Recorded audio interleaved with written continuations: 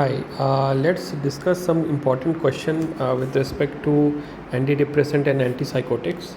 So the first question is what is the difference between classical and atypical antipsychotics? Okay, so you have to know the classification. ठीक है, दोनों के examples लिखना है.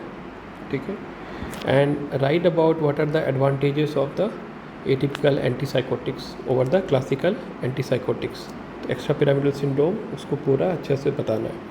Now while doing the classifications of anti depressants you have to know like all are examples of like SSRI except which one, right. तो कोई एक try cyclic anti depressant का नाम दे दिया जाएगा and then you have to write the select one, है ना. Then zolpidem, the Z drugs and the amphetamine. तो जितना भी लाइक स्टूमुलेंट्स है, स्टूमुलेंट्स वर्सेस डिप्रेसेंट, इस तरह का question it may be asked. So it's very important question. This three questions are very very important. Next question is classify antipsychotic drugs. what are the disadvantages of phenothiazines and advantages of atypical antipsychotic drugs. तो यही मैंने बोला, classification जानो. ठीक है, तो this kind of questions are repetitive और ये क्वेश्चन फिर से पूछा जा सकता है. What is the difference between amitriptyline and fluoxetine? So TCA versus SSRI. ठीक है, दोनों में क्या एडवांटेजेस है, ठीक है, इसका क्या क्या साइड इफ़ेक्ट्स है जिसके चलते इसको प्रेफर किया जाता है और ये ड्रग ऑफ चॉइस बन गया है.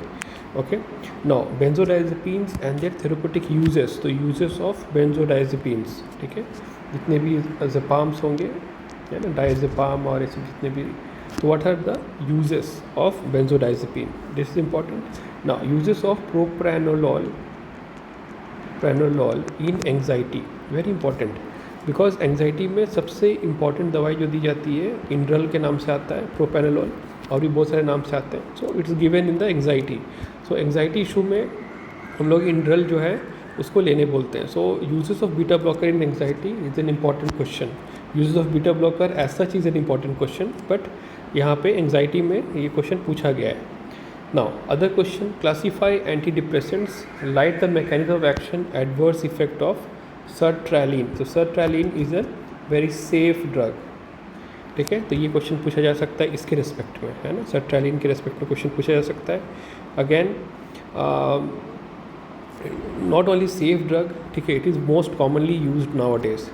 It is very very common to be used nowadays. तो ये पूछा जा सकता है, what is the adverse effect or mechanism of action of the antidepressant drug. Classify anxiolytic drugs, write the mechanism of action and adverse effect of buspirone. Again buspirone is a very safe drug. ठीक है, so this is very common और इसको पढ़ना है. ठीक है, इसके बारे में डिटेल में पढ़ना है. Next, write the extrapyramidal side effects of antipsychotic drug. What is malignant hyperthermia? What is neuroleptic malignant syndrome? Write the treatment of neuroleptic malignant syndrome, dantrolene sodium और मैलिग्नेंट हाइपरथर्मिया. ठीक है, देख लेना, डैंड्रोलिन सोडियम रहता है उसमें. और ये तो what is the extrapyramidal side effects क्या होता है और उसका ट्रीटमेंट क्या है, ये भी पूछा जा सकता है. Then MCQ. ठीक है, तो इधर क्रॉस क्वेश्चन है, बहुत बड़ा क्वेश्चन हो गया, but it can be asked in small chunks. Okay, next, morphine poisoning with pinpoint pupil given in the question as a clinical question, है ना, उसमें कंफ्यूज नहीं करना है कोई और चीज़ से. देख लेना मॉर्फिन पॉइजनिंग में दिया हुआ है कि नहीं, IV ड्रग एब्यूजर्स का नाम दिया हुआ है कि नहीं, है ना, और भी. So this is a very common question. Then again another question is classify opioids, right the mechanism of action, side effects and contraindication of morphine. Okay, so this is a very very important question. ये आपको पढ़ के आना है exam में. ठीक है, अगर एग्ज़ाम में आएगा दैट्स वेरी गुड, अगर नहीं आएगा तो will prepare for the main terminal exam.